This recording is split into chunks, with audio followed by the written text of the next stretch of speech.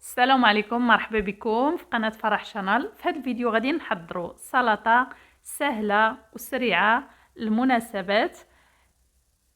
بقاو معايا نشوفوا المقادير وطريقة التحضير. بالنسبة للمقادير غادي نحتاج شوية ديال المطارد، نديرو غير راس معلقة. غادي نضيف عليه مبشور ديال حامضة اي ليمونة تنحكوها. عندي معلقة كبيرة من عصير ليمون،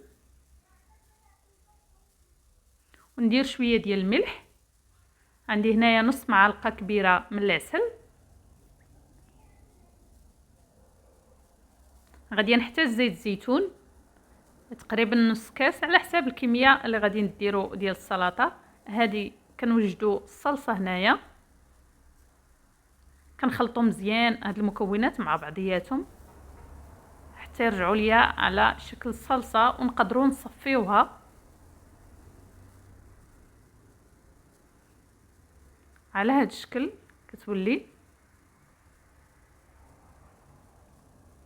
عندي هنايا لافوكا اللي قطعتها وعصرت عليها الحامض من بعد ما زولت ليها العظم اللي فيها باش ما تكحلش، وقطعتها بالموس مربعات. وكناخذ معلقه وتنخوي هاد لافوكا بهذا الشكل. سلطه سهله وسريعه وبسرعه كتتوجد.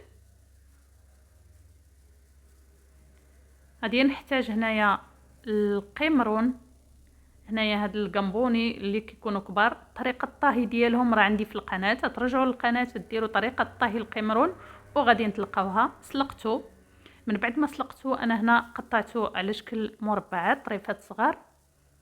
وغادي نحتاج البصله، درت هاد البصله خضراء كنقطعوها مزيان. الكميه تتبقى على حسب الرغبه ديالكم، حتى هي غنزيدوها على لافوكا والقمرون. وغادي نزيد عليهم هاد الصلصه الخطيره اللي المذاق ديالها زوين بزاف. انا هنايا ناخذ واحد القياس ديال الصلصه ونخلط ونشوف ولا خاصني نزيد. ونحاولوا ما نخلطوش بزاف باش ما نهرسوش لافوكا، ومن الاحسن لافوكا تكون طيبه، ما نديروش لافوكا قاصحه. انا هنا درت الصلصه اللي حضرت كامله جاتني هي هذه، وغادي نقدموها. انا درت هنا نقدمها في هاد الكويسات على شكل كوكتيل، وانتم قدموها بالطريقه اللي تعجبكم. هاد السلطه مالحه كتجي زوينه، تنقدموها بالصحه والراحه. نتمنى فيديو اليوم ينال اعجابكم. شكرا على التفاعلات ديالكم. الا عجبكم الفيديو ما تنساوش تخليو لنا لايك والاشتراك في القناه والبارطاج. الى وصفه قادمه بحول الله. السلام عليكم.